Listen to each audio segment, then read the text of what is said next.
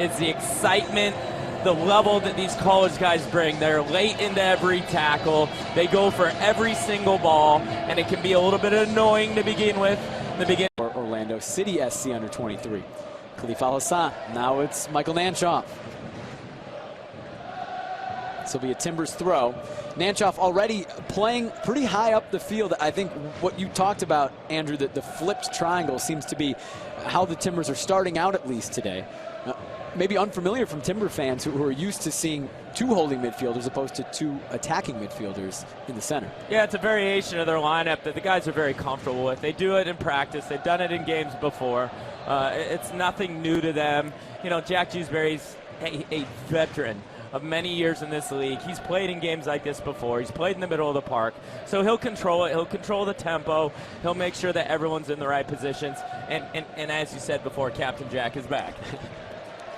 Fernandez into the box, headed clear by Skylar Russell. Jewsbury, now it's Harrington. Back to Jack Jewsbury. Patience early on from the Timbers. Danny O'Rourke, too much for Alvis Powell, goal kick for the Orlando City under-23s. Yeah, it's a good start already for the Timbers, you know, getting control of that possession, which is, you know, what they like to do. But I also like to see Alvis Powell real early on in this game, getting all the way down the line. I think that's going to be a theme for the night. I think you're going to see Michael Harrington and you're going to see Alvis Powell working those wings, getting it forward, because most likely, and it looks like the lineup with the 4-5-1 from Orlando City, they're going to be pretty packed. So the space is going to be on the outsides. So look for the Timbers to attack down the outside tonight. We haven't seen Alvis Powell in a Timbers uniform since that red card against Columbus back on May 17th. Had an extra game suspension, was away with the Jamaican national team as well. Jewsbury sends it clear. Rudy had to come back into an onside position. And Tomas Gomez, the keeper for Orlando City, is able to send it across the halfway line. Noah Frankie wins the header, no problem for the Timbers. Andrew Weber also back in the squad, first time since that Seattle match. Weber played a couple matches, of course, this season. In relief of Donovan Ricketts after Ricketts had that red card against the Colorado Rapids. Weber getting the start in U.S. Open Cup play. Here's Rodney Wallace. Back after an ACL tear. Suffered in the final match of 2014. Made it back pretty quick. That was in November. Now we're in June. Nanchoff couldn't get to it. Ian Svanteson sliding in, but it's a corner kick for the Timbers, their first of the match. Yeah, going back to Rodney Wallace there, it's, you know, we got to give a lot of credit to the Timbers medical staff, but also to Rodney Wallace himself as being a, you know, a disciplined, hard-working player to get himself back on the field as quick as he did. Michael Nanchoff will take the corner kick. And he'll have to do it again.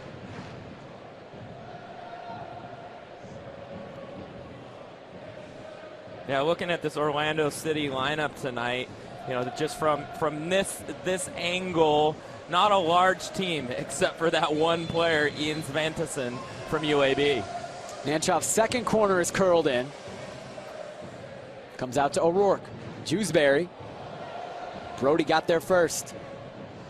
Andrew Brody plays for Louisville, coming forward for the Orlando City under-23s. He's looking for a Mario Williams. Fell to Frankie. This is Wallace back in the box, sending it clear. Nice hand from the Timbers Army for Rodney Wallace. Now Fernandez, a chance to break. Rudy wanted the ball. Instead, it's broken up by Paul Close. Wallace, Rudy. Nanchoff trying to get it onto his favored left foot. Sends it out wide to Fernandez. Wallace into the box. Al-Hassan juggled clear. Well done by Victor Soto. 4 goals against average. He's been Georgetown's starter for 3 years now. Has 1 year left for the Hoyas. Led Georgetown to the national championship game a couple years ago when the Hoyas lost to Indiana 1-0. Danny O'Rourke getting a start at center back today. First time we've seen him for the Timbers starting centrally. Has played outside back in the MLS season. Nanchoff, Arudi, a chance for Maxi Arudi, saved by Gomez.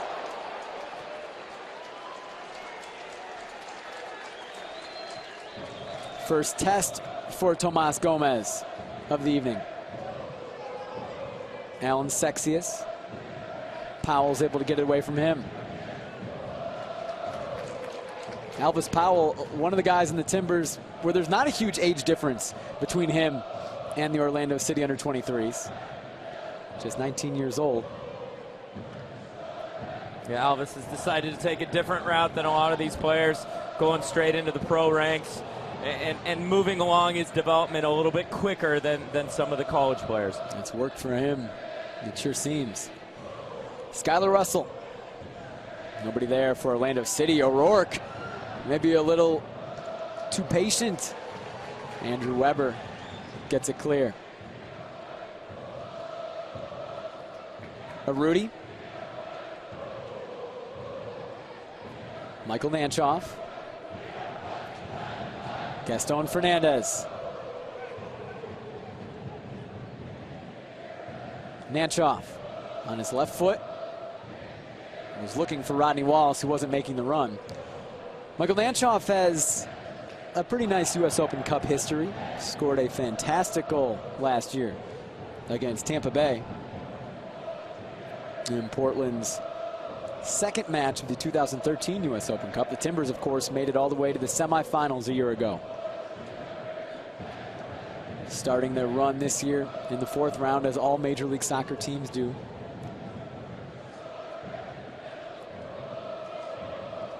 Soto, back to Russell. Brody scored from distance against Charleston. Noah Frankie, blocked by McKenzie. And Fernandez is chopped down in the midfield by Paul Close. Yeah, good half chance there for Orlando City. Nice little movement on the outside by Frankie as he cuts inside Harrington. Gets a shot off.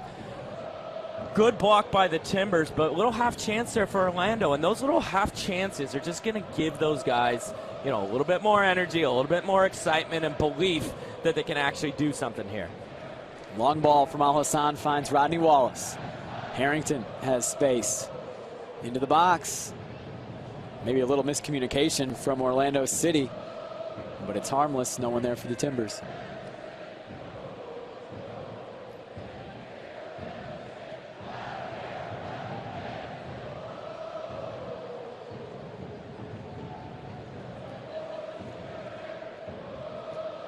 McKenzie, Wallace. Soto got his foot in there. And then Rodney Wallace brings down Noah Frankie.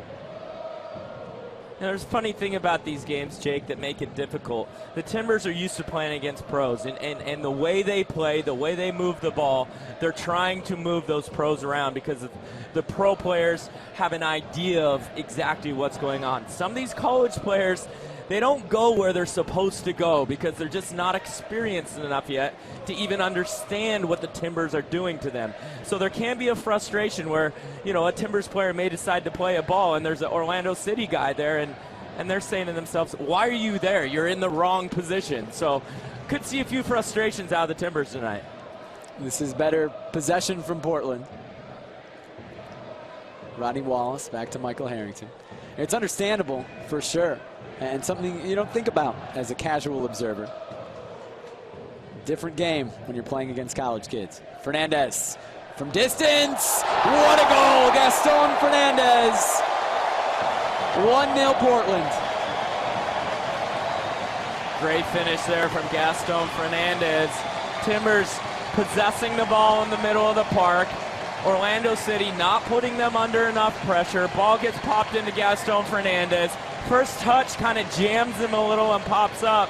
He just turns around, hits kind of a half volley dipper that dips over the top of Gomez, and not a good start for Orlando City 11 minutes into the game. That energy, that belief, that desire they have, they don't want to give up a goal that early. Great goal by Gaston Fernandez. As a professional team, that's probably exactly what you want to do, right? To get an early goal, as you mentioned, take away that belief as soon as possible. Yeah, because you you really have to kill the excitement of these guys. And the way you do that is by putting it on them, not only physically but also mentally putting it on them by scoring a goal that early, and not to mention a goal of that quality. Orlando City under 23 is looking for an answer. Paul Close, Victor Soto. That was a fantastic strike from Fernandez. Gomez got a hand on it, I think. Was unable to push it over the bar. McKenzie can't head it clear. Soto has it for Orlando City SC under 23. And if there's any matchups to really look at tonight, I think it's Romario Williams and Danny O'Rourke. They've had a couple connections so far, and I think we'll see more as the game moves on. Romario Williams, it looks as though he likes to slide a little bit more to the left side of the field, which is Danny O'Rourke's right center back position, so that he can cut inside and use his pace and power to try and cut inside and get shots off. I think that's going to be a nice little battle between those two as the evening goes on. Romario Williams plays for Central Florida, also a member of had been a member of Jamaica's under-17 team, played 3 matches at the under-17 World Cup in 2011.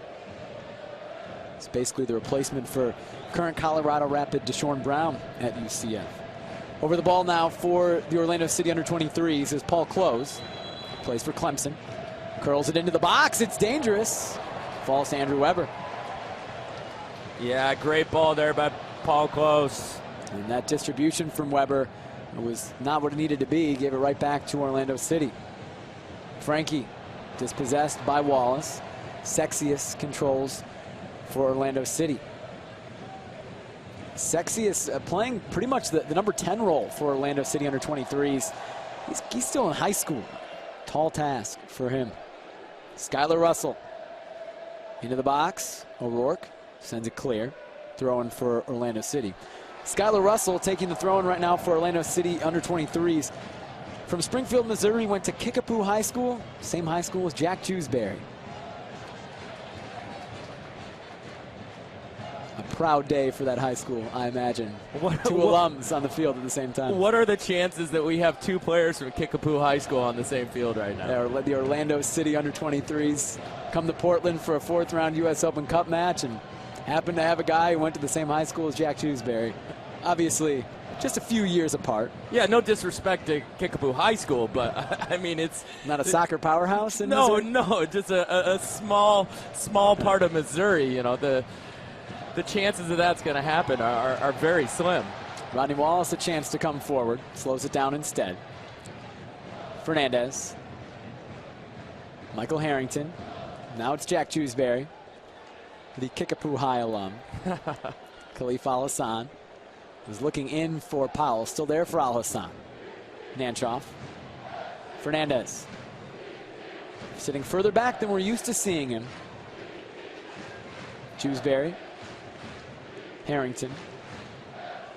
And you can see when the Timbers go forward, Jewsbury is almost pushing back to be a center back, and Powell's getting so far high into the attack. O'Rourke moves out right.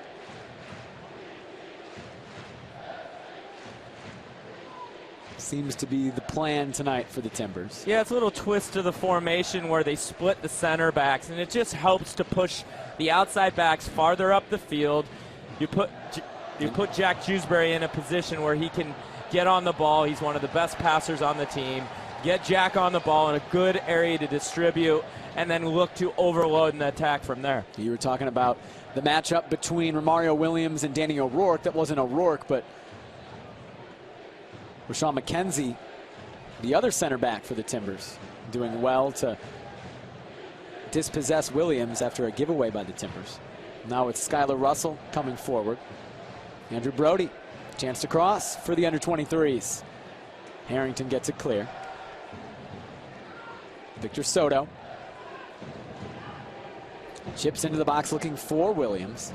Falls to Andrew Weber. And Victor Soto, player from Akron, you know, and again, just like Kickapoo, we've got an Akron University player out on the field, obviously with Caleb Porter, Michael Nanchoff, Ben Zemansky, you know, and the list goes on throughout the MLS. Just another player from Akron that is doing good things in the game of soccer in the U.S. You see so many Akron players across the league. someone who played for Caleb Porter. Soto, a rising sophomore at Akron, so didn't play for Porter at Akron. But part of that Akron family for sure. Andrew Brody. Sexiest goes down. And Orlando City SC under 23s will have a relatively dangerous opportunity in the 17th minute. Yeah, it's one of those set plays, and as we saw already with Paul Close, hits in a dangerous ball. And, you know, Paul Close, he goes to Clemson, but his resume goes way back. 12 years at Man City, lots of experience, played in some big games. Probably a little bit too far out to shoot. Romario Williams is trying to get on it to maybe, you know, drive one to goal, and it looks like that's going to be the case. A little bit deep, but we'll see what Romario Williams has in his right foot there. Scored a goal against the Charleston Battery. Williams into the Timbers Army from the Central Florida sophomore. Yeah, and that opportunity there, you're not going to bend one from 35-40 out and beat Andrew Weber. It's just not going to happen. He's going to need to have struck straight through that ball. Look to hit something that's dipping and knuckling and maybe catch Andrew Weber moving the wrong way. O'Rourke switches to McKenzie. McKenzie was looking for, I think, Rodney Wallace, who wasn't there. Orlando City under 23s can come forward. They give it right back to the Timbers. Fernandez. Rodney Wallace with some space on the left side. One-on-one with Noah Frankie. Nanchoff. Jewsbury. Al Hassan. Whistle blown. Foul called on Khalif Al Hassan. Yeah, a little bit of heavy touch there by Khalif Al Hassan and a little late on the tackle. That's one thing we're going to see tonight out of the Timbers is that in this attack, you know, they're hungry. These guys want to play. They want to go after it and score goals. And you'll see things get forced a little bit tonight. And, you know, Timbers need to keep their patience, keep the ball moving around, and slowly but surely this game will open way up, and there will be plenty of opportunities for a lot of people to score goals. Fernandez, the goal scorer, gets it to Michael Nanchoff. Maybe a chance here for the Timbers to come forward. Rodney Wallace. A Rudy. Dispossessed. Jewsbury gets it back for the Timbers. Fernandez. A Rudy. Rather Nanchoff. Fernandez. Tried to switch it to Harrington. Harrington got there, but had to just send it into the box.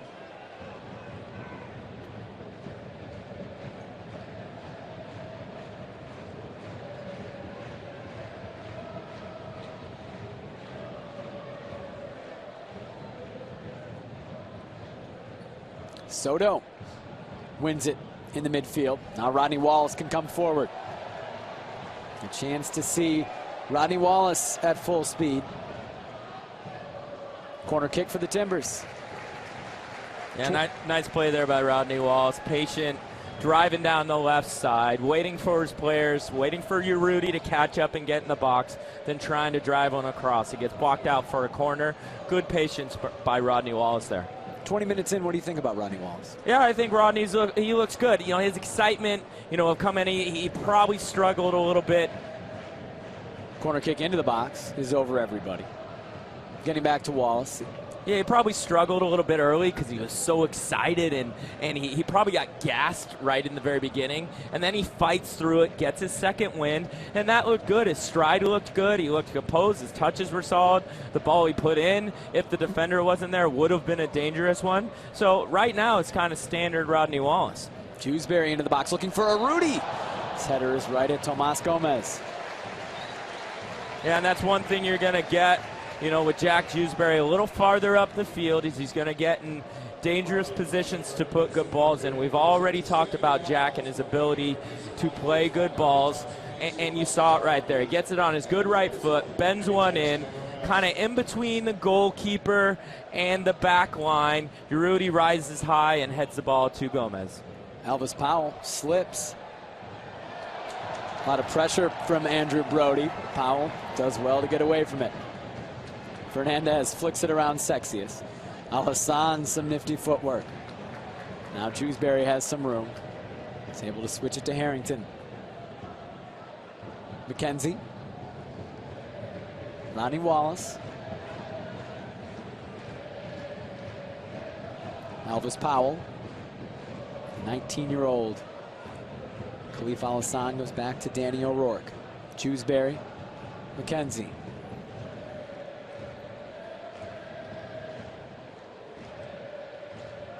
Patience from the Timbers.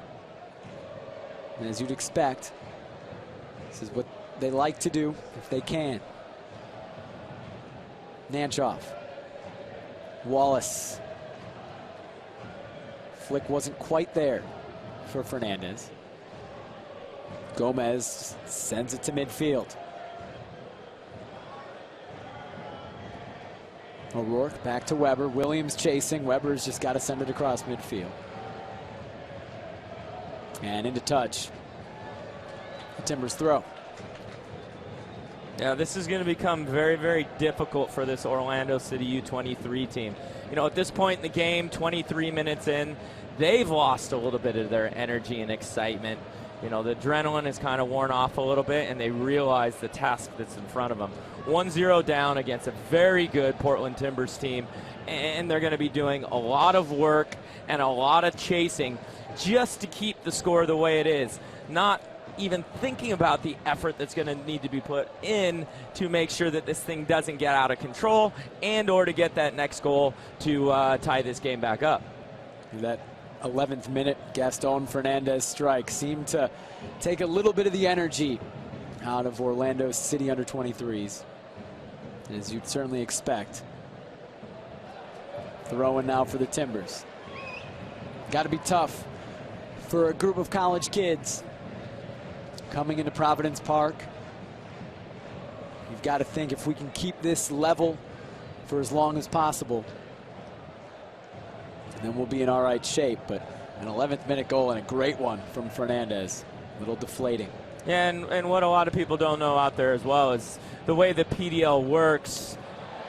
We'll go ahead and look at this attack here by Michael Harrington come down the left side. This is Nanchoff, just wide.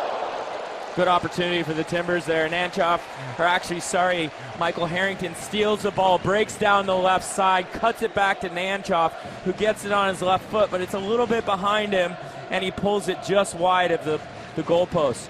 But get back to the point that I was talking about before, was that a lot of people out there don't know exactly how the PDL works. You know, some of these guys, they've only played a few games with each other because the players coming in from college, each school that they're at is on a different system, and that's an academic system. So whether they're on semesters or they're on quarters. And so you get some players early on in the year, and then other players, usually players that are at state schools that are on the quarter system, you get them later in the year. So there's a good opportunity that some of these guys have only played a handful, I mean handful is actually a lot, a couple games with each other coming into this game. So, you know, their system as well and the understanding with each other it's going to be very difficult for them to deal with a very experienced Portland Timbers team. They've only traveled 16 guys out here to Portland. They've only played 6 games in the PDL this season. Have played 2 U.S. Open Cup matches as well. Won both of those, obviously. It's why they're here. This is Orlando City under 23's 3rd match in 5 days. The other 2, of course, were in Florida, which is about as far away from Portland, Oregon as you can get in this country. And this is their 3rd match of 6 games in 12 days. The total run. It's life in the PDL. I suppose as an assistant for the Timbers under 23 team, Andrew, you know what that's like. Yeah, it's what we like to call the PDL grind. You know, you go through times, you know, during the season in the PDL where the schedule is just kind of unbelievable as far as the number of games in the short amount of time that you play, and then it opens back up and gets to, you know, a rather normal schedule. You know, with our U23 team this year, we had that PDL grind pretty early on. We started the season with 3 games in 7 days, and it was just, you know, right away the guys went right into the deep end. So, you know, Orlando City's now, you know, starting to get into their part of the PDL grind, and you know, it's going to be a tough grind for them starting tonight with the Timbers. Mario Williams trying to start something for the Orlando City under 23s. One-on-one with Rashawn McKenzie. A little too much maybe from Williams. And Rodney Wallace can come the other way. Arudi. Still Maxi Arudi. Shot is blocked.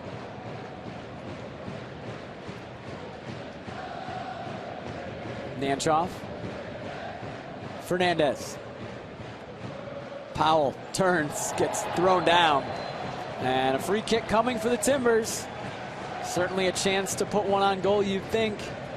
Will Johnson not in the squad, so who takes this? Yeah, it's going to be Michael Nanchoff. It's set up perfectly for a left footer.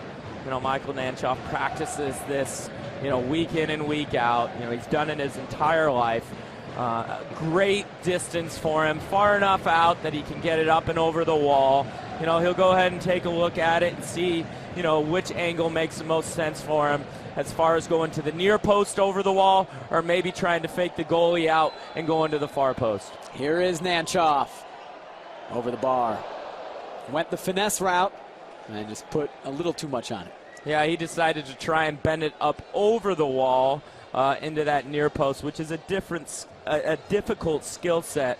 You know, and sometimes it can be difficult on this, you know, on the turf, on you know, the field turf here. You know, sometimes the ball like can sit up on it. Sometimes it catches it, depending on whether or not you get a part of the field turf is the wet part, or maybe it's a dry part. It could grab the ball, it could grab your foot. So a little bit different than playing on grass, but at the same time, good opportunity for the Timbers to score another goal. Elvis Powell into Maxi Arudi. Here's Nanchoff, just put that free kick over the bar. Now Powell, back to McKenzie. Timbers have controlled possession as you'd expect in this match.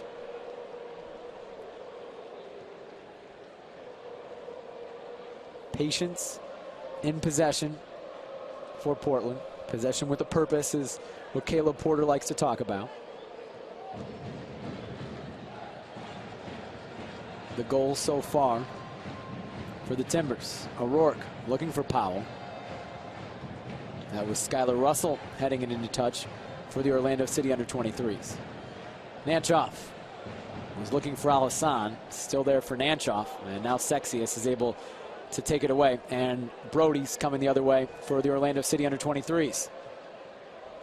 Soto, Sexius. Chance for the Orlando City under-23s to possess a little bit now. Pop to the top of the box. Laid off for Williams. This is Brinkman into the box, the right back. Cleared by Jewsbury. But the Orlando City under-23s getting forward, one of the rare times in this first half. Yeah, another dangerous little opportunity there. It kind of came from nothing. Romario Williams with a little 50-50 tackle with Danny O'Rourke, and it kind of pops up and pops out, and he ends up on it and plays a good ball into Brinkman. It was a little bit too far, but Timbers have to make sure that they keep their focus, they keep their discipline. You know, still, I'm not enjoying the attack right now for the Timbers. They have to get down the outside. The way Orlando City is set up in their 4-5-1, there is lots of numbers in the middle of the park, and it is just, there's not enough space in there to try and play through it right now. Nanchoff is looking for Arudi, sends it out wide, and he can't keep it in play. He was offside first. Timbers seem to be maybe a bit late recognizing some of those runs today. Yeah, I think a lot of it is to just the different players that are on the field. As far as, you know, Timbers, you know, this formation hasn't necessarily played a lot. And then also it's the runs, like I said before, of the college kids. Like I was talking about with the Timbers being frustrated with how, you know, some of the Orlando City players may get in the wrong areas. They also make the wrong runs that pros don't make, and they're very unorthodox in some of those runs, and that can throw the Timbers off as well. So that's what makes this such a kind of intriguing matchup. It's the extremely, you know, extremely experienced professionals playing against these amateurs, and it's that combination just, it makes it fun because you never really know what's going to happen. It's been a fun U.S. Open Cup for sure for Major League Soccer teams. Some of them not so fun. 3 teams lost last weekend. Tonight, some scares put in by Harrisburg City. Philadelphia ended up coming back to win Indy 11. Columbus ended up winning that one. Orlando City, the parent club of these guys out here, took the lead on Colorado, ended up losing 5-2. As a Rudy in the box, can't get there in time. To keep up with all the Lamar Hunt U.S. Open Cup updates, you can follow Twitter at US Soccer. Yeah, one thing you got to look at tonight as well is the fitness level of both teams. A lot of these guys coming off their spring seasons, which end early so that they can get into their classes, get their finals done, then they jump into the PDL season, and so they're still working their legs into the season here. Whereas the Timbers, they should be fit, you know, day in, day out, working hard, keeping the fitness level high. So as this game goes on, you know, the war of fitness should go in the favor of the Timbers. You would think so. It seems to be what happens in these matches, pros versus amateurs. We saw the Portland Timbers under-23 squad in their U.S. Open Cup opener against Arizona United about a month ago take a 2-0 lead and then give up 3 goals in the last 10 minutes, just getting worn down. College kids getting worn down by professionals. Yeah, and that's again, it was just over time. You knew it was going to happen. You knew they were going to break down at some point because they just didn't have that base of training and fitness. And so I imagine we'll see the same tonight out of this Orlando City team. You know, over time here, they're gonna break down physically and mentally. You're gonna start seeing mistakes happen. O'Rourke touches it away from Williams. I mentioned you can follow the Lamar Hunt U.S. Open Cup on Twitter at US Soccer. If you're not into Twitter, you can also go to the regular old website, ussoccer.com.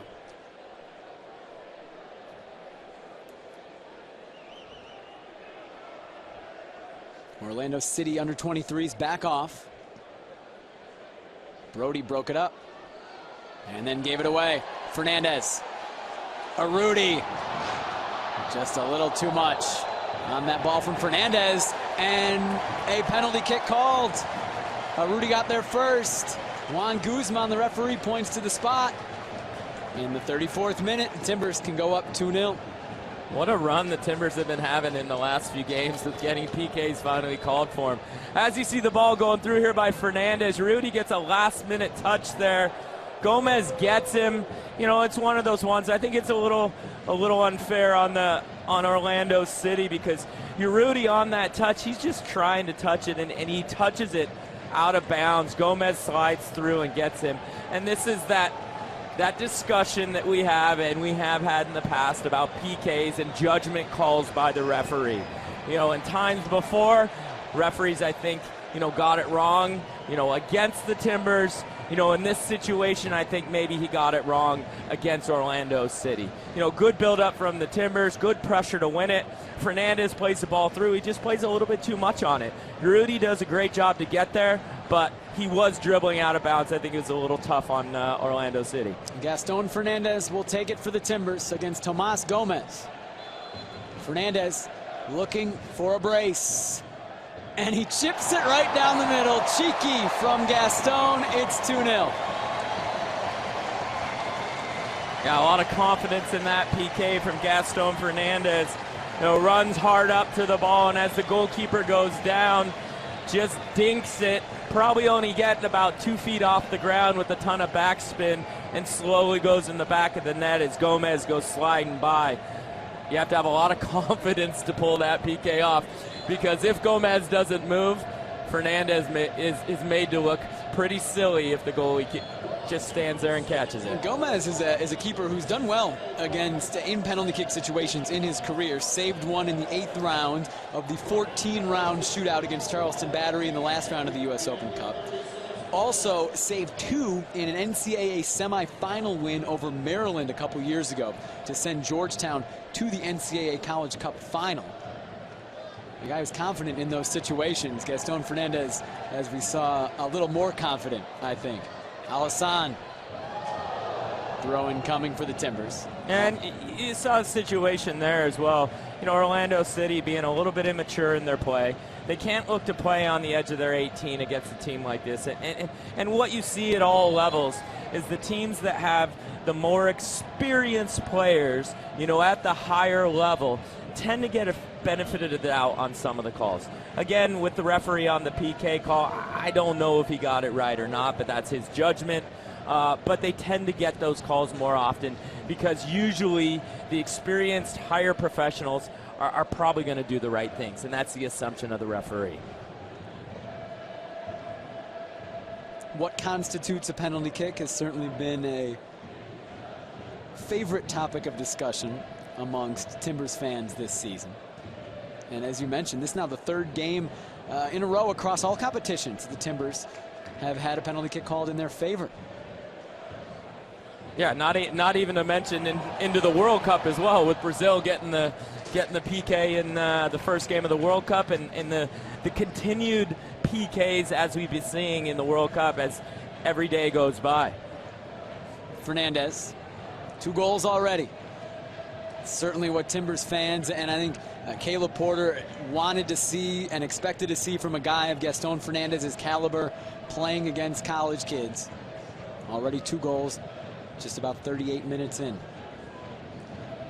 Fly Alaska Airlines nonstop from Portland to over 30 cities, including new flights to Salt Lake City. Explore more and spend less at alaskaair.com. Romario Williams, lone striker for the Orlando City under-23s today. Hasn't seen much of the ball.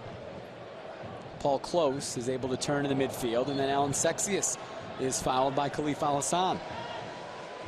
Yeah, this is a great opportunity for Sexius. Such a young player coming out of Chicago in the academy system with the Chicago Magic. A great opportunity to play in this environment against these players, and really something he's going to be able to build off of moving forward. He is just 17 years old. Khalif Al-Hassan goes down. It'll be a free kick for the Timbers. Getting back to Sexius, he scored the 2013 USSF Academy Goal of the Year, a 40-yard strike while playing for Chicago Magic PSG. And as you mentioned, a 17-year-old kid, he's not even out of high school yet. He still has a year left of high school, playing in Providence Park, playing against the Portland Timbers. Quite an experience, I imagine, for him. On top of what these college kids are feeling. We saw them before the match coming out, taking videos with their phones, pictures with their phones, selfies at midfield. Nanchoff into the box, almost an own goal. It went off Ian Svantesson. It'll be a corner for the Timbers. But you understand. You can understand what the Orlando City under-23s are feeling playing in a match like this. Yeah, of course. And you also have to look at it as it's a savvy bit of business by Orlando City, because they're going to be joining into the MLS to have an opportunity to get a young player out of Chicago, bring him into their system, hopefully try to, involve him and develop him a little bit. Nanchoff into the box. O'Rourke got a head on it. Gomez kept it out. Fernandez back across the goal line. Couldn't quite put it in from a tight angle. Yeah, great opportunity for the Timbers. Good ball put in. O'Rourke gets up high. Good save by Gomez. And then Fernandez, a little half volley back across, and Urruti just couldn't get his leg high enough to get on the end of it. Urruti again. Laid it off for Al-Hassan. Wallace. Michael Harrington. Jack Jewsbury. Captain Jack once again for tonight. Al-Hassan. Wallace. Corner kick again for the Timbers. The pressure ramped up a little bit from Portland these last few minutes. And Captain Jack, I don't think was ever gone. I think it was just Vice Captain Jack. Sure. Or squad captain or team. It was Team Captain Jack. Team Captain Jack. Now he is the captain on the field wearing the armband as well. Nanchoff, another corner bent in. McKenzie juggles in the box. Slipped, went down. Goal kick, Orlando City. Yeah, and going back to the Alan Sexius and the business that Orlando City is doing, bringing a player in like that, looking to develop him along, try and get him comfortable in this environment, but also give him the chance to take a good long look at him as well, in a higher environment, to see if maybe he's a player that they're going to want to, look at in the future. And it's good business by Orlando City. This is a good area, this level to take one of the top academy prospects and pop him in here and see how he does. You don't see a lot of guys in high school in the PDL. It says a lot of what Orlando City must think of Allan Sexius, that they bring him in for the summer and play him, start him in a game like this.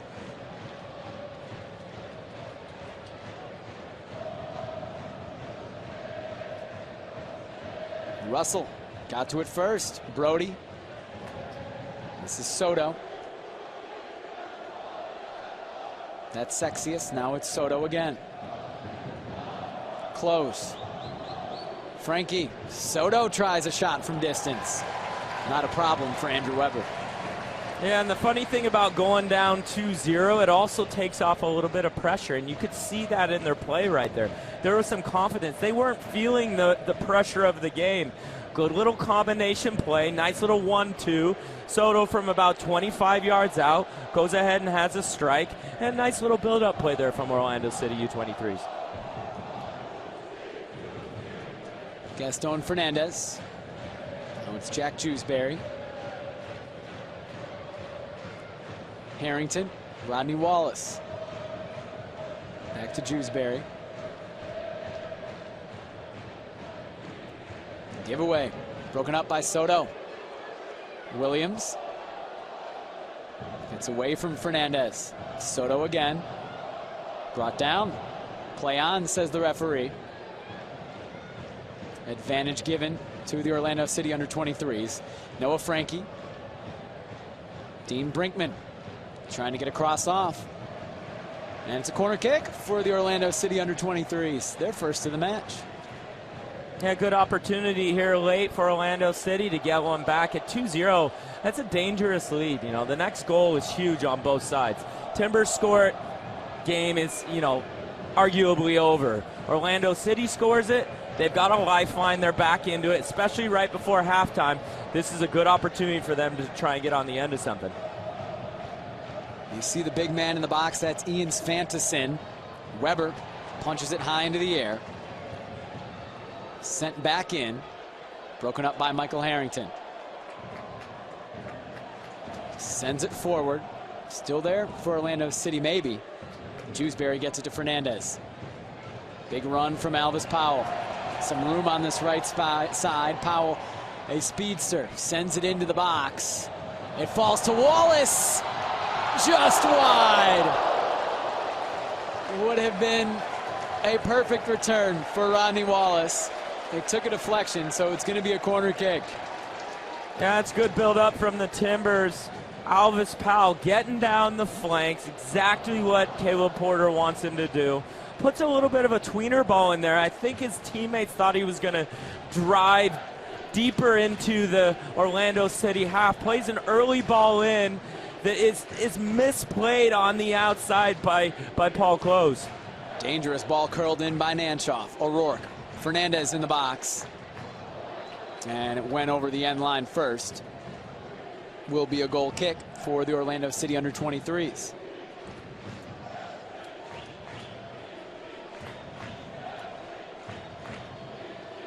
We've reached stoppage time. No indication yet of how much time there will be. And there will be none. Juan Guzman blows for the end of the first half. It's 2-0 Portland. Goals from Gaston Fernandez. A brace in the first half for Legata has given the Timbers a 2-0 pad over the Orlando City under-23s.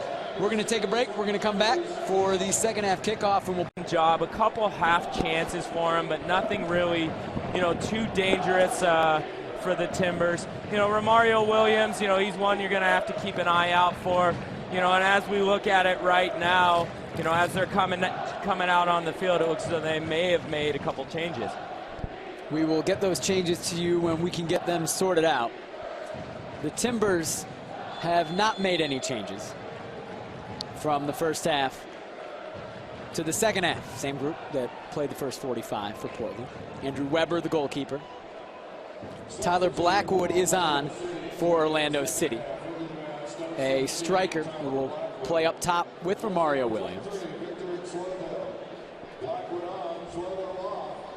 Victor Soto, former Timbers under-23 player, the man who came off for Orlando City. So an offensive-minded substitution for Orlando City under-23, as you'd expect from a team trailing 2-0 at halftime. Yeah, at this point, they just decided to take off a defensive midfielder and put Blackwood in up top, you know, who is going to look to stretch the field with Romario Williams. And Blackwood, you know, a Florida kid, actually not a Florida kid originally from London, England, but plays for University of South Florida. And as we can see on the field, you know, it looks like a bigger kind of number 9 type striker up top. It's going to have some pace on the turn. You know, it's going to be good in front of goal. He can score goals. 15 goals in 14 games for this Orlando City under-23 team a year ago. That was second in the entire PDL. He's played the past 3 seasons for the University of Tampa, a D2 school. Is now transferring to South Florida for his final year of eligibility. 2-time Conference Player of the Year at the University of Tampa. Certainly Orlando City under-23s not giving up, not giving in, despite trailing 2-0 to the Timbers at halftime.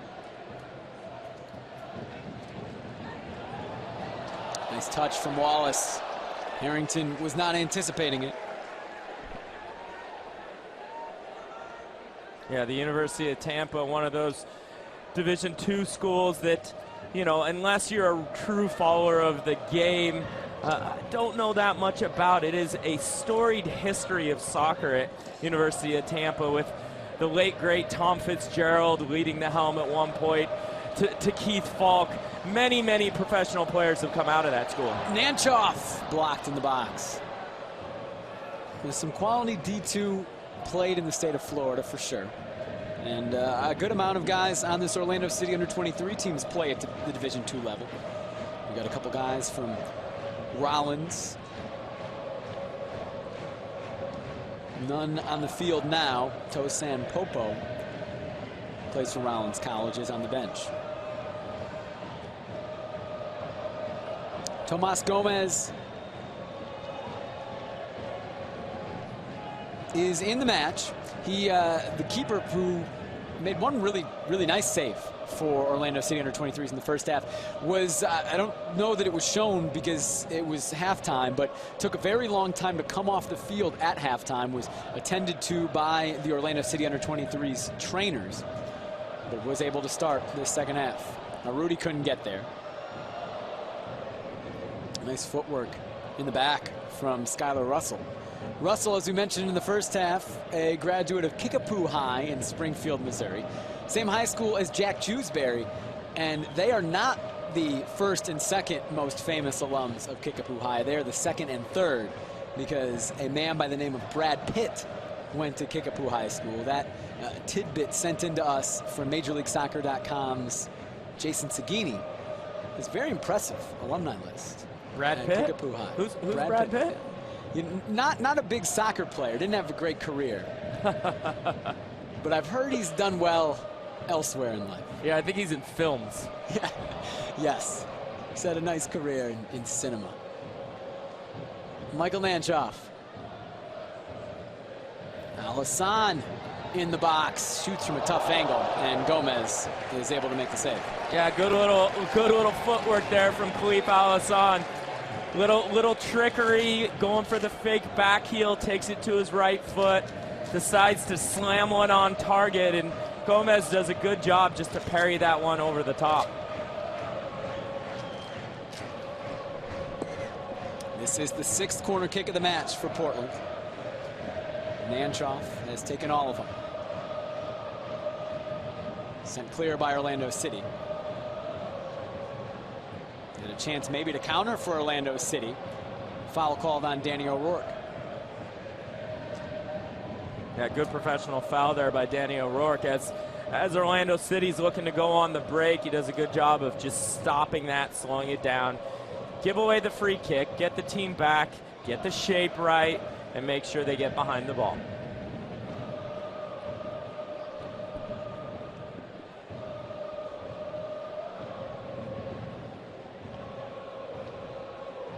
Williams does well to get around McKenzie. Took a little bit too long to get that shot off. Rourke was able to block it.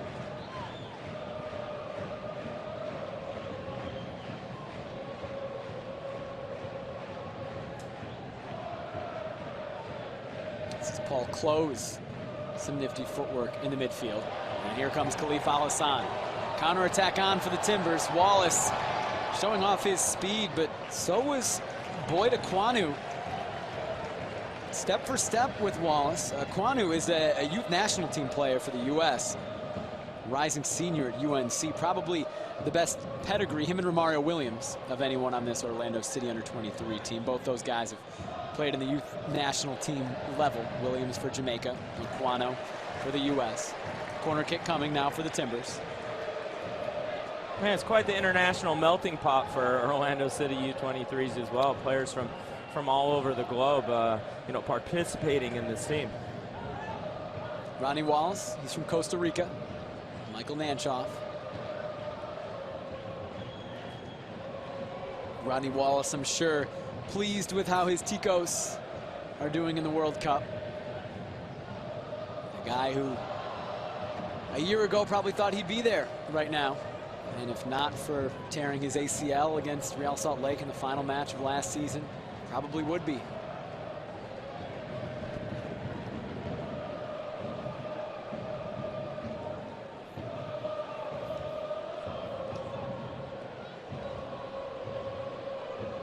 What do you think about Rodney Wallace? We've brought him up a bunch of times today, and I think certainly he's the man who Timbers fans were most interested to see tonight. He's now gone 55 minutes. Hasn't looked to the naked eye, at least, to be a guy coming off an ACL tear. No, I mean, he looks the part for sure.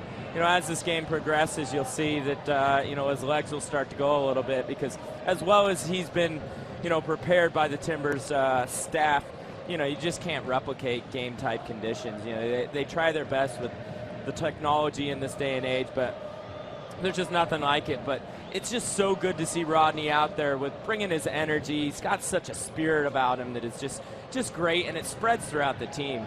You know, he just loves to play the game, and he plays the game right. You know, he's got his heart on his sleeve, and he just goes for it. You know, and not to mention the skill set that he has with his left foot, his desire, you know, his pace. It's great to see out there. It's just going to be fantastic for the Timbers to be able to add him into the current fold that they have of players. Some decisions to be made by Caleb Porter once Rodney Wallace gets back to full match fitness when Major League Soccer play resumes. For the Timbers, that'll be on next Friday, the 27th, hosting Sporting Kansas City, an 8 o'clock match. Fernandez. Nanchoff, a chance to shoot, put it over the bar. Nice little ball played in by Khalif Al-Hassan. You know, that's one of the aspects of this system and formation that Caleb Porter employs on the field. He wants his players to find those pockets. The way the formation is set up, in the movement of the players, there's little pockets either on the inside or high up on the outside, and he wants his players to find those pockets, and you saw Michael Nanchoff do that right there. In between the midfield and the back line, kind of in a little bit of a no man's land, and Khalif Al-Hassan does a good job of playing through the lines, getting the ball into Nanchoff, because in that position, defender's not sure if he's supposed to come and press the ball, midfielder's not sure if he should drop back or if the defender's going to come. And in that indecision, that's enough time for Michael Nanchoff to turn and try and get a shot on target. At the fourth official right now is Taylor Pay, getting ready to come on and make his Timbers debut in a competitive match. Played a bit in the preseason for Portland. Has been on loan with the Orange County Blues for the majority of this season. Substitution will be made now.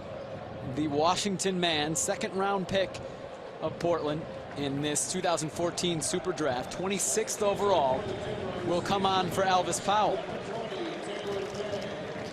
Pay has played in 10 games for the OC Blues this season. No goals, no assists. Was an all Pac-12 first-teamer last season for the Pac-12 champs, Washington Huskies. was a center back at Washington, has played right back at the MLS Combine at least. Where do you see him, Andrew, fitting in at the MLS level? Yeah, he'll be a center back as he continues his development.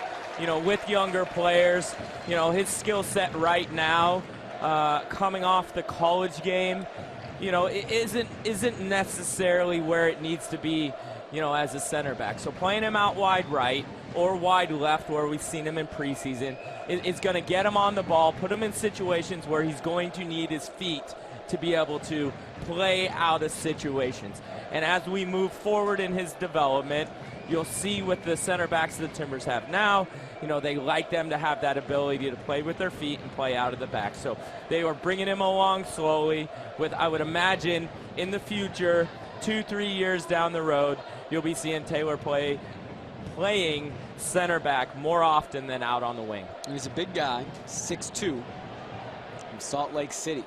He's playing right back now. Here's his first touch as a Timber.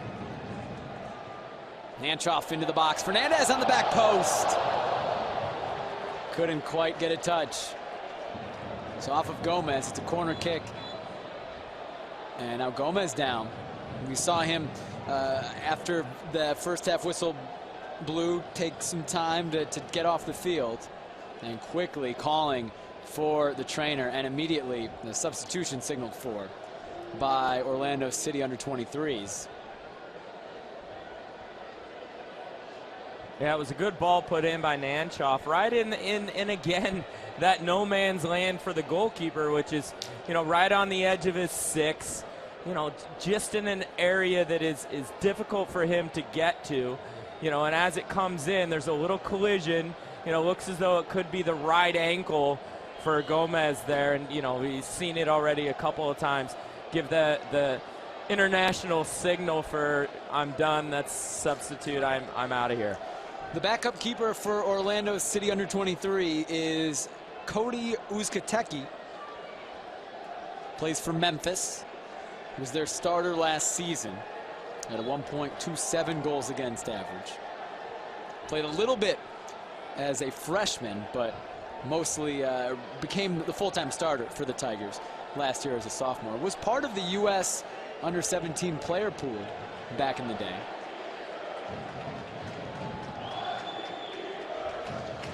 And Gomez staying in the match at least for now, despite multiple substitution signals. Nanchoff's corner is headed over the bar. That was Rodney Wallace.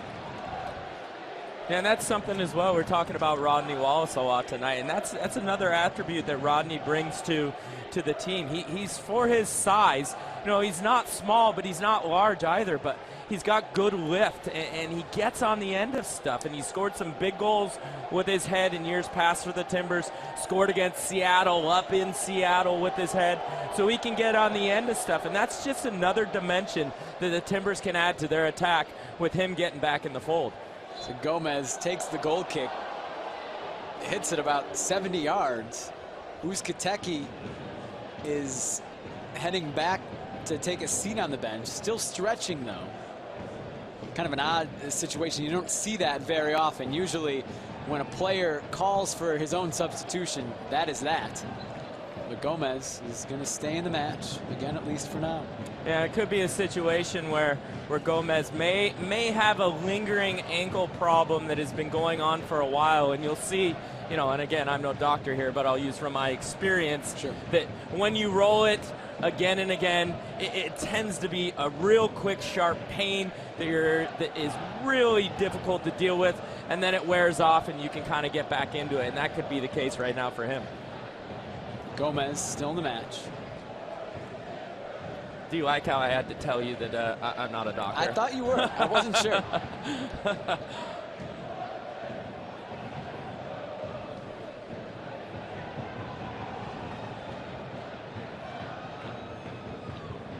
Fernandez.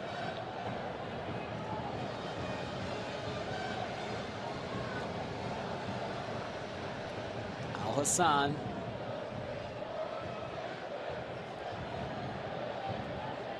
This is Pay, the rookie, his first appearance for Portland. Nanchoff into the box. Testing Tomas Gomez, who again looks looks all right after an injury scare just a couple minutes ago.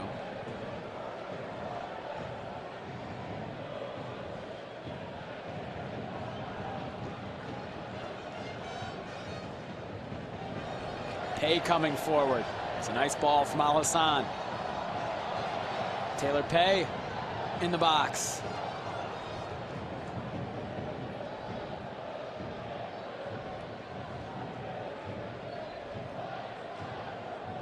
Nifty from Khalif Al-Hassan. And again, it's Taylor Pay. He's been active, and that's a good ball from him. Rudy went down. Corner kick. Yeah, nice play down the right side there from Taylor Pay. You know, one thing you'll notice right away when looking at him is, you know, he's a tall, lanky player, and, you know, surprisingly fast because of those long legs. He can cover some ground. You know, Gaston Fernandez plays a good ball into him. He puts a dangerous ball inside the 6-yard box. Urruti tries to get on the end of it, and it's cleared out for a corner.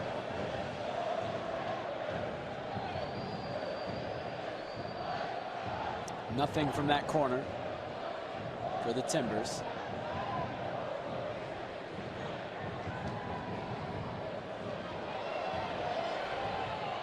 And here's Rodney Wallace. A chance to get something going for the Timbers. Another corner kick. Portland in the second half, just like in the first half, completely controlling this match. Orlando City probably even less of a threat going forward in the second half than they were in the first half. Yeah, the high tempo of the Timbers is just slowly breaking this Orlando City team down. A chance goes begging there for the Timbers. You certainly feel another goal coming on. 2 in the first half, both from this man, Gaston Fernandez.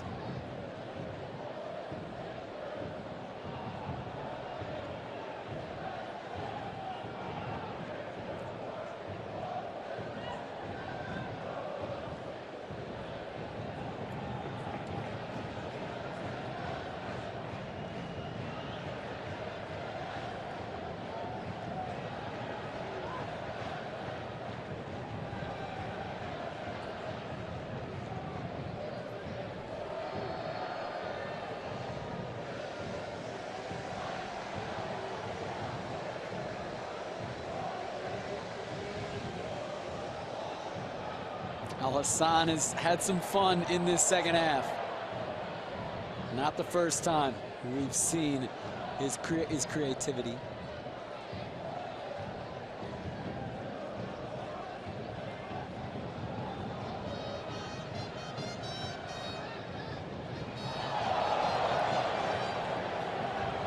Another chance off a set piece from the Timbers. Yeah, dangerous opportunity here. Timbers decide to take it short. Fernandez maybe had a chance to shoot.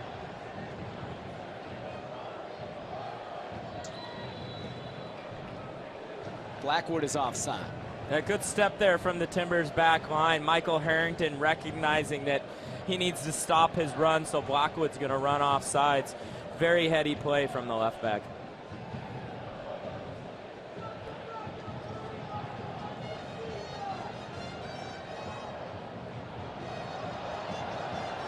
That was off Taylor Pay. Timbers Army does not like it.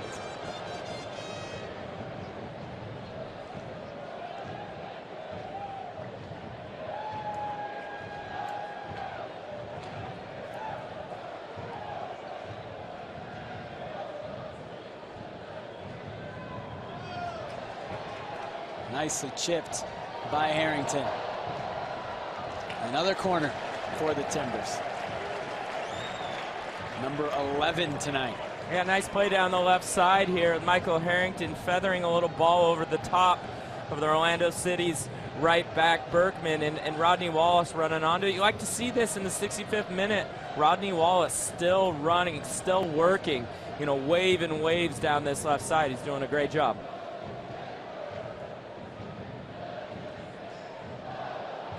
That was McKenzie. Couldn't quite get ahead on it. Couldn't direct it to goal at least. Taylor Pay whistled for a foul. What do you do if you're Caleb Porter and you've got Rodney Wallace back at full match fitness, which will come eventually. Steve Zakawani's been starting on the left side for the majority of this year. Gaston Fernandez, Diego Valeri, Darlington Nagbe. There's not room for all those names. What do you do when Wallace is ready to come back? Yeah, I mean, it's a difficult decision for the coach, but a decision that any coach wants to have, you know. It's going to add to the day in, day out competition for spots in practice, which is only going to elevate the level of play, which will, again, elevate the level of play in the first team so that on those weekend games, Caleb Porter is going to get the best team out there playing not only from what they've done during the week, but also what makes sense as to the team that they're playing against. And it's just the different options of players that he has. You know, bringing Adi in, who's the big body, having Zakawani, having Rodney Wallace, Fernandez, Valeri, Nagbe. They all offer different things. And so that's great for him to be able to choose from those different options and go ahead and use them depending on what each game is demanding from the Portland Timbers to have success. It seems like 3 guys or 5 guys for 3 spots in the midfield at least. And as you mentioned, seems to be a good problem to have. Here's Rodney Wallace back in the squad tonight.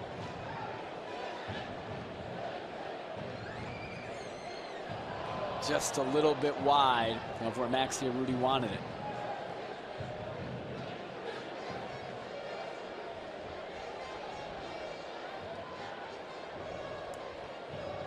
Very patient are the Portland Timbers.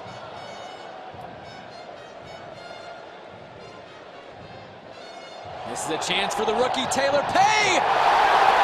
What a way to debut. It's 3-0. What a great goal for the Portland Timbers. Maxi Urruti with a different level pass there. Brinkman thinking the ball is going to be played on the outside. Taylor Pay continues his run. Urruti plays a ball along the inside, which is that next level sort of thinking ball. And Taylor Pay, a little bit of composure out of the young player. Lets it come across his body on his right foot. Keeps it low with pace and puts it underneath Gomez. 3-0 Timbers. Not bad for a rookie defender. His first real chance as a Portland Timber. He did very well with that. Yeah, and you're seeing right now, you know, why the Portland Timbers, you know, first team staff is high on Taylor Pay, and, you know, why they drafted him. He's got talent. He's got the ability. They want to hone all those skills. They want to develop him and see exactly what they can get out of him in the long run. The Timbers want a 4th. Urruti. Still Urruti. Maybe too much from Maxi Urruti. After that goal, Orlando City under-23 made a substitution. Skylar Russell, the defender from Kickapoo High in Springfield, Missouri, came off. Nico Rittmeyer, a forward, came on. An offensive substitution for Orlando City, a team that had only 5 guys on the bench. One's a keeper. The other of the 4, they were all either midfielders or forwards, so no defensive options to sub in for the Orlando City under-23s. It's 3-0 Portland, and it's Fresh Oregon strawberry season at Burgerville. Fresh strawberry shortcakes, milkshakes, smoothies, and lemonades for the perfect taste of summer. Now at your local Burgerville.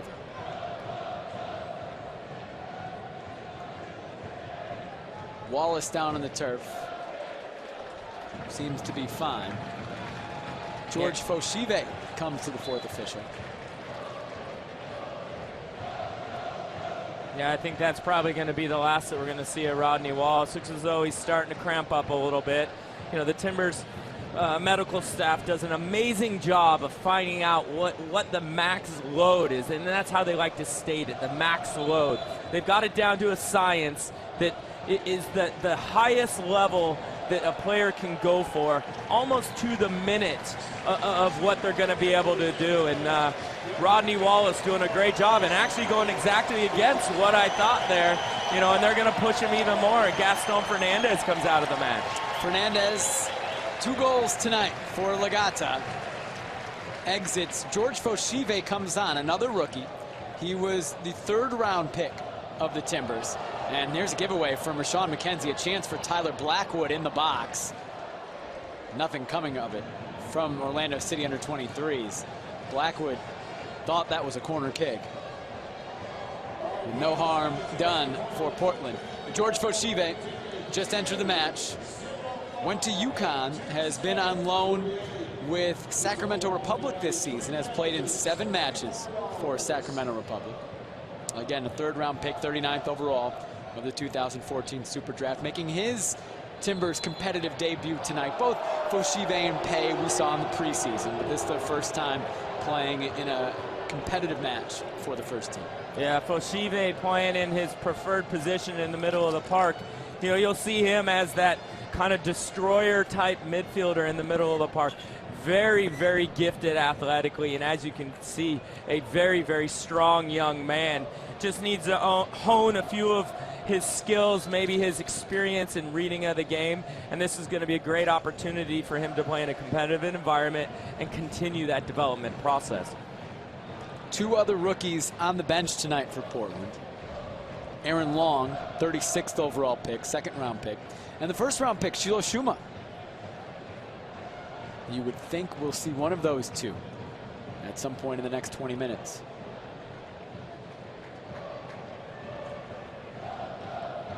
Taylor Pei, a goal on his debut. This is Maxi Arudi. Wallace.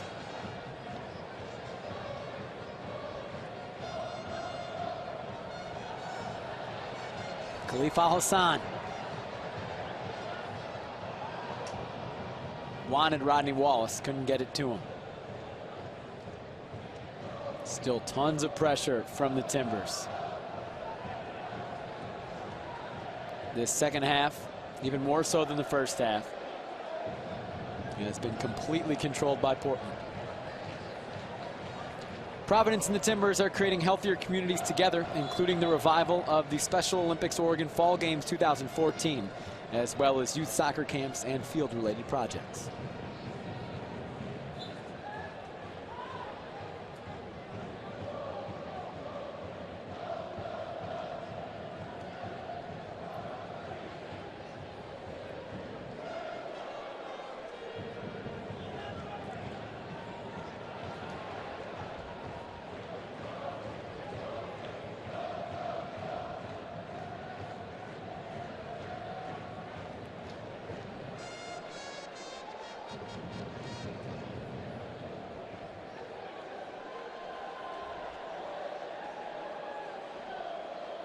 It has been a pretty dramatic 4th round of the U.S. Open Cup from an MLS perspective. 4 MLS teams have already lost. The New York Red Bulls, Chivas USA, and Real Salt Lake lost this weekend. DC United lost today to the Rochester Rhinos. MLS teams 6 and 4. The Timbers 15 minutes away from making that 7 and 4. To follow all the Lamar Hunt U.S. Open Cup news, which could include another goal from Taylor Pei. He was looking to pass instead and was looking for Rodney Wallace. But to keep up with all the Lamar Hunt U.S. Open Cup updates on Twitter, you can follow @US Soccer. For all the latest Lamar Hunt U.S. Open Cup results and information online, not on Twitter. If you don't have a Twitter account, you can visit ussoccer.com. Taylor Pei endearing himself to the Timbers crowd in his debut. I think the Timbers Army likes what they see out of the rookie from Washington. And likes what they see from Rodney Wallace as well in his return to Portland.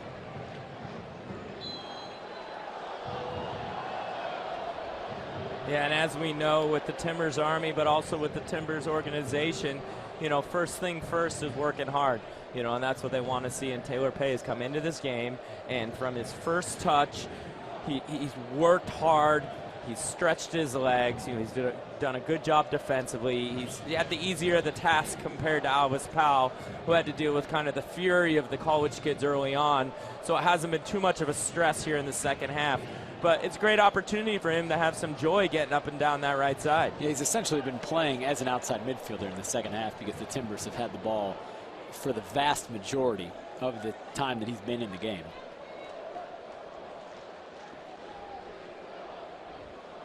You know, it's something with the college players on the Orlando U23 team is, again, playing in this environment. They've probably never played in front of this many fans. You know, and the same thing applies to the Timbers rookies, because if you look at majority of the Timbers rookies, they are actually, I think, all of the Timbers rookies played in college last year. You know, Taylor Pate, University of Washington. You know, Foshive at UConn. Sheila Shuma at Maryland. You know, the UC Riverside, Aaron Long.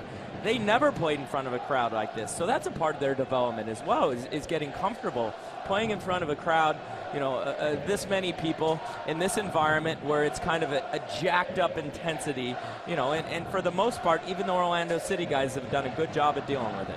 The crowd is 10,619 strong at Providence Park. A fantastic showing, as you'd expect. Wallace, Al-Hassan! It's 4. No, Khalif was offside, or rather Rodney Wallace must have been offside. The flag was up. The referee blew his whistle late. Unfortunate that is, because that was a beauty. Yeah, great ball, great run by Rodney Wallace. Khalif Al-Hassan getting on the end of it. Little 1-2 with Nanchoff. Not sure where that offsides came from. There's no way Khalif Al-Hassan is offsides because he has the defender between him and the goal, and Rodney Wallace's ball was played backwards. Yeah, I believe would have been on Wallace on that, the 1-2. Hard to tell from that angle. So it stays at 3-0 for the Timbers.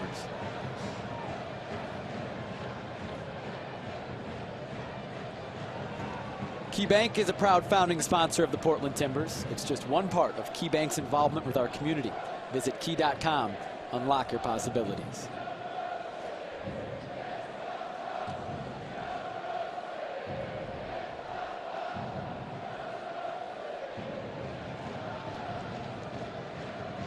A shame about that offside. You'd say Rodney Wallace probably deserves to get on the score sheet tonight, rather an assist or a goal. He's been involved. He's played well. Yeah, I mean, I'd say him and Maxi Urruti both deserve something out of the night as far as getting on the stat sheet, because they've both done a great job, you know, working hard, you know, getting on the end of stuff, being team players. You know, you like to see players get rewarded for putting in that sort of effort. Timbers still pressing in the 79th minute. Another chance for Wallace, instead lays it off. Urruti couldn't settle that. Maxi Urruti does have an assist tonight. The first goal credited to Gaston Fernandez, credited an assist on Fernandez's goal, I should say. That was certainly an individual strike from Fernandez from about 30 yards out. But yeah, Urruti laid off the ball to him. That's a friendly assist. Yes. Yes, it is. Urruti also drew the PK in Gaston Fernandez's second goal. And an assist on Taylor Paye's goal. So Maxi Urruti has been really the creator, you could say, of all three of Portland's goals tonight. The first goal, maybe that's given him a little too much credit for.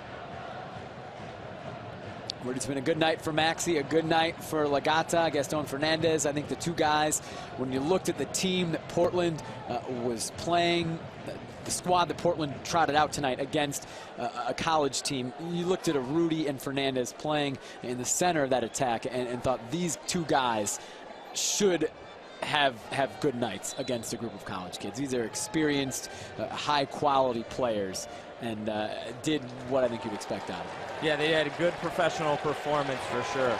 And here is the third substitution for the Timbers. Rodney Wallace gets a great hand from the Timbers Army, the crowd here at Providence Park. He goes 80 minutes in his return to the Portland Timbers. Just, what, 7 months after tearing his ACL. And coming on for Rodney Wallace, making his Timbers competitive debut, is Sheila Chuma, the first-round pick, 17th overall in the 2014 Super Draft. Urruti has 2 assists, maybe wants a goal. It won't come yet for him. Chuma has spent this season on loan. Al-Hassan, a Rudy maybe. Gomez off his line. Chuma, an attacking player from the University of Maryland, has played 7 matches on loan with Arizona United, played 2 on loan with the Orange County Blues. Does not have a goal or an assist this season at the USL Pro level. Did score Portland's first goal of the preseason, and that is a pretty ridiculous giveaway by Svantenson. Al-Hassan, a Rudy, goes down. No call. Jewsbury, it took a deflection. It'll be a corner kick. Yeah, a little sneaky play there by Khalif Al-Hassan, coming late and stealing the ball off Svantenson, as he's looking to make the pass down the field. Little ball into Urruti. Urruti trying to split 2 defenders. Kicks back out to Jack Jewsbury. Jack Jewsbury is going to take the chance, take the touch, hits a good strike. Jack Jewsbury has great technique and hits a great shot that's deflected corner for the Timbers.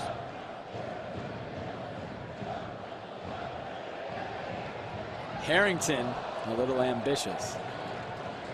And circling back to the conversation we had earlier about Rodney Wallace getting back into the fold, what that does with Caleb Porter. I think what he's looking at with this lineup tonight is with the multiple competitions, and we touched on it in the pregame a little bit, with the multiple competitions that are going on, he needs to try and make sure he's got a second team to not only play in MLS games where needed, but also in Champions League games and also in Open Cup games.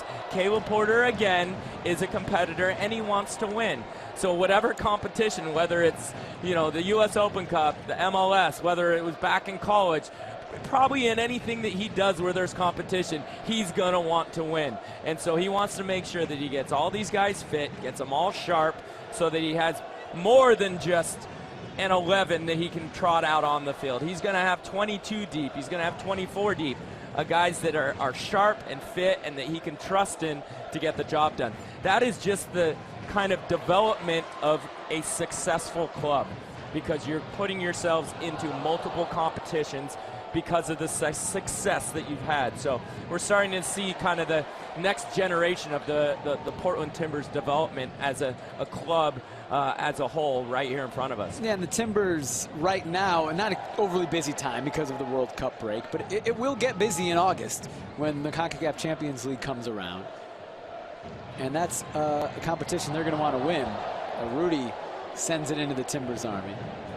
Yeah, and that competition is hugely important for the Timbers because it puts their players into an environment that they don't normally see. They're going to have to go internationally for games. They're, in their first group play, they're going to have to go all the way to Guyana and play, in a tough environment. And that develops teams and players and makes them playing, domestically in certain environments. It is nothing compared to having to travel all the way into a foreign country in a weird and different environment. Not to mention the level of play in Central and South America can be very, very competitive. And that's just going to continue the overall development of the MLS teams that get to take place in the CONCACAF Champions League. The Orlando City under-23s still looking for a goal. It will not come there.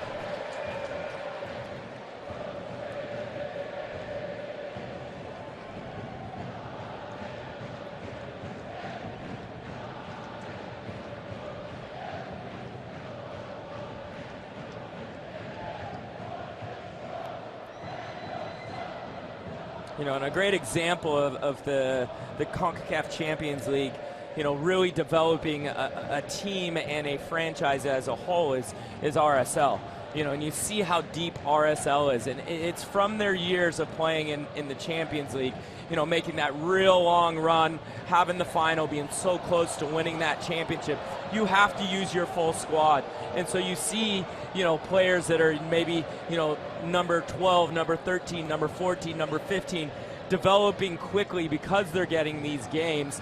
And overall, it just makes the club itself, more competitive. And that's why we're seeing RSL year in and year out being successful. A chance for Orlando City under-23s. That was Daniel Johnson.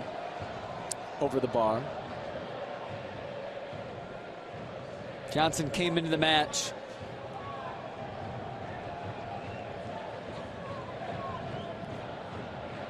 for Dan Brinkman about 10 minutes ago.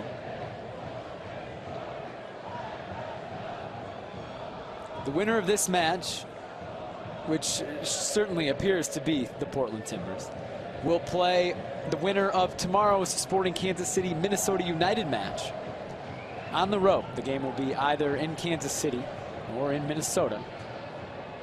That game will be played next week. The 5th round of the U.S. Open Cup scheduled for either the 24th or the 25th. Urruti! What a save from Tomas Gomez, denying Maxi Urruti his goal. A nice turn by Urruti on top of the box. Swivels to his right foot, hits one high to the right side, and Gomez sticks a paw out, makes a good reflex save. You see good agility there out of Gomez. Great chance for the Timbers. Getting back to the next round of the U.S. Open Cup, it's safe to assume that that match will be on June 24th. On Tuesday, a week from tonight. The Timbers will then have a short turnaround for Friday night's match against Sporting Kansas City. Could be playing Sporting Kansas City twice in a matter of 3 days. Another corner kick. Allan thought that was headed for the net. Yeah, that game tomorrow night between Minnesota and Kansas City. Minnesota has already clinched the spring division title of the NASL, which is they play their seasons in 2 halves, and they've already clinched the first half of the season. Minnesota is one of those clubs that's looking to try and get into MLS. They've spent a lot of money. They have a new owner out there, and it's going to make for a tasty affair tomorrow night between Minnesota and Kansas City. Either way, the Timbers will be traveling next week. Allan, individual effort into the box, and again it's Gomez. Tomas Gomez with a couple big saves to keep this a 3-goal game. Gomez, a really talented player for Georgetown, will play in his senior year next year. Led the Hoyas to the national championship game in 2012. Has been in camp with the U.S. under-20 team. Has not appeared on the youth national team level, but has played well tonight. Yeah, you can't really say that, he was really at fault for any of the goals. The PK, it's one of those situations. Gaston Fernandez's first goal, not many goalies in the world are even going to get near that. And then the third goal, left kind of high and dry, one-on-one, a difficult save for a goalie to make. Sexius. Foshive, maybe a chance. Over the bar. Why not at this point in your debut? Taylor Pay has already scored a goal, the Timbers rookie. Foshive trying to get in on the action.